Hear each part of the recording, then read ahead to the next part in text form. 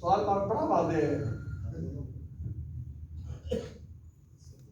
سنن نبی داؤد میں نہیں، سنن نسائی میں حدیث ہے کہ آپ صلی اللہ علیہ وسلم نے وہ جو آدمی آیا تھا جس نے 3 بار نماز پڑھی اور آپ نے بار بار کہا تو واپس جا کے نماز پڑھ، نماز نہیں پڑھی، اس میں رکوع سے سر اٹھاتے وقت سمع اللہ لمن حمدہ کی تعلیم دی، اس کی تعلیم دی، اور آخر پر یہ فرمایا یہ وہ نماز ہے کہ جس کے بغیر اللہ کسی کی نماز قبول نہیں کرتا.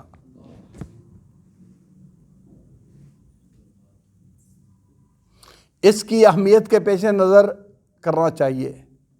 دوسری اکثر روایتیں مثل کہ یہی میں نے جو آج پڑھی ہے کہ ان اللہ قال علی لسان نبیکم، اللہ نے تمہارے پیغمبر کی زبان پر اعلان کروایا ہے سمع اللہ لمن حمدہ کا، قولو ربنا لک الحمد، تم ربنا لک الحمد پڑھو. اس لیے اگر مقتدی، یہ تو بات کنفرم ہوگی، امام کو سمع اللہ لمن حمدہ کہنا ضروری، اکیلے کو سمع اللہ لمن حمدہ کہنا ضروری، لیکن اگر مقتدی ہے تو بہتر یہ ہے کہ وہ بھی کہے سمع اللہ لمن حمدہ، اور اگر نہیں کہتا صرف ربنا لک الحمد پڑھ لیتا ہے تب بھی ٹھیک ہے. اصل یہ مسئلہ ایک ایسا ہے جس میں میرا علماء سے گفتگو بھی کافی ہوئی ہے. اطمینان ایسا نہیں کہ اس کو ترک کرنے یا اس کو پڑھنے کے بارے میں دل مطمئن ہو. ہمارے اکثر مشائخ وہ کہتے ہیں کہ امام اور مقتدی دونوں سمع اللہ لمن حمدہ بھی کہیں گے اور ربنا لک الحمد بھی دونوں پڑھیں گے، لیکن میں دلی طور پر ابھی تک اس بات پر مطمئن نہیں ہو پایا. یہ ہے کہ امام ربنا لک الحمد کہے، تم پیچھے وہ پڑھے سمع اللہ لمن حمدہ اور پیچھے پڑھے ربنا لک الحمد، یہ زیادہ میرے خیال کے مطابق بہتر ہے جو مجھے سمجھ آیا ہے. لیکن عام طور پر کیونکہ حدیث کے الفاظ کیسے ہیں کہ اس کے بغیر اللہ کسی کی نماز قبول نہیں کرتے، بیان کرتے ہوئے مجھے ڈر آتا ہے. عملاً میں سمع اللہ لمن حمدہ کو تکلف سے چھوڑا ہے، کیونکہ شروع سے عادت تھی. مکہ مکرمہ سے ایک دفعہ باب عبدالعزیز سے باہر نکلے تو سامنے مکتبہ ہوتا تھا، مکتبۃ الحرم، تو اتفاقاً چلو وقت ہے تو چلے کتابیں دیکھیں کچھ، تو وہاں بیٹھ کے پڑھنا شروع کر دیا. تو نماز کی موضوع میں یہ حدیث میرے سامنے آئی.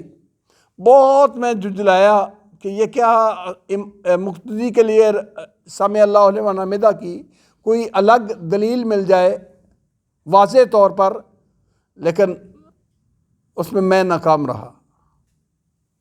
تو پھر میں نے امام کے پیچھے ربنا لک الحمد پر اکتفا کیا اور سمع اللہ لمن حمدہ کہنا چھوڑ دیا.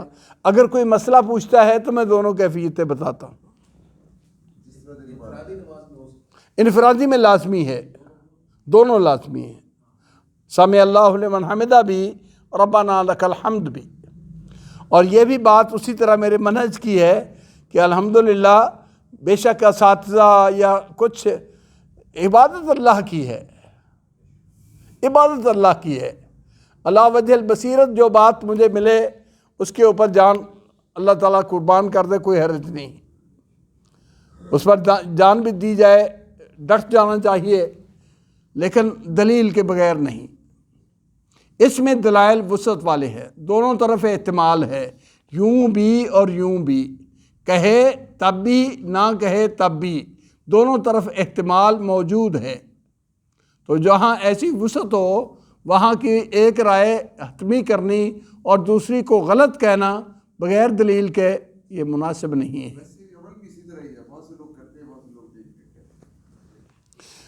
اصل یہ جو عام ہے نا ہمارے احناف بھائی، انہوں نے اسے تقسیم کیا ہوا ہے. امام سمع اللہ لمن حمدہ کہے تم ربنا لک الحمد پڑھو، امام ربنا لک الحمد نہ پڑھے اور مقتدی سمع اللہ لمن حمدہ نہ کہے، یہ دونوں کلمے بانٹ دیے ہیں، تو یہ بات تو غلط ہے، اس لیے کہ رسول اللہ صلی اللہ علیہ وسلم سے دونوں پڑھنے ثابت ہیں، سمع اللہ لمن حمدہ بھی اور ربنا لک الحمد بھی۔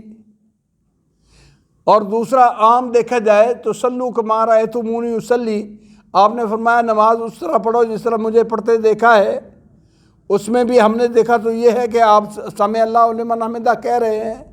وہ حدیث سنن نسائی کی جو بھی میں نے پیش کی، اللہ کسی کی نماز قبول نہیں کرتے اس کے بغیر، جو آپ نے نماز کا طریقہ پوری رکعت میں سمجھایا تھا، اور اس میں رکوع کے بعد سمع اللہ لمن حمدہ کہنا ہے، لیکن وہ ایک انفرادی حالت تھی، وہ حالت اس کی انفرادی تھی۔